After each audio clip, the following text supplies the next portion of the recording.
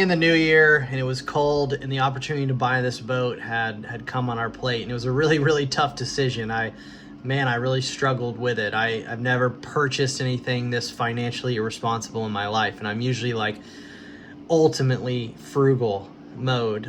Even buying my first boat, which I bought last year, was a major heartache to pull the trigger. And this thing is just on a whole nother level, not just from a cost standpoint, but an operating cost standpoint. I really struggled with it. It was cold, it was the winter, we had some snow, basketball was on, and I just went back and forth. My wife just got to the point, she's like, you got to make a decision either way. You're making me stress just watching you have to go through this decision. Prayed a ton about it, about what's the right decision, what's wise. Really thoughtful time thinking through finances in the future and what's important to us, what's important to me, what's important to us as a couple, what's important to family, and into the future.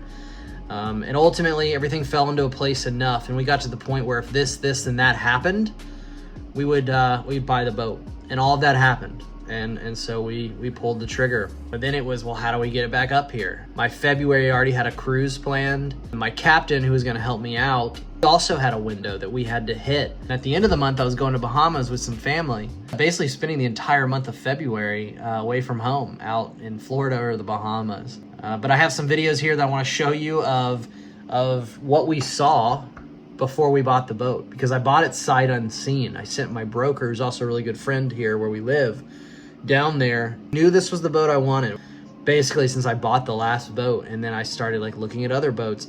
It became abundantly clear that I wanted a 2008 to 2013 Sundancer 580. I thought it was the absolute best layout that I have seen and walked, and just the most badass looking lake intercoastal boat that there is. What's important to us is outdoor space. Well, two things.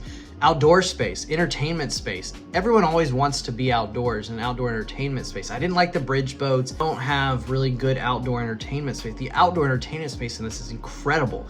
Cockpit AC, cockpit heat, but just tons of space, and the rotating chair, so cool. It's just an amazing layout. Anyone who gets on the boat agrees, 100% agrees. On top of that, you have one of the most livable 2-bedroom condos below. You have a walk-around master stateroom. That's hard to come by. You basically have to go this size to get a walk-around bedroom. And then you got a really nice VIP head. The VIP room in this boat is bigger than our last bedroom for us on the boat. So really conducive for having a couple come out with you or having some family come out, which is awesome. Great kitchen, full washer and dryer, ice makers, water filters, 2 fridges, 2 freezers. Storage is incredible. It's just an incredible boat. It's an incredible boat, and I knew I wanted it. But the prices are just, it's at a whole nother level than the 410 Sun. They're not even on the same playing field. 410 Sundancer is a big boat. This is a small yacht, and there's a huge difference. But we got a hell of a deal, an off-market deal, and we had to put in some love and some sweat equity, because that's when you find good deals. That's why they're good deals. And we ultimately pulled the trigger. Yeah, so here's the videos that was sent to me before I bought it. So this is what I saw and had to make my decision on.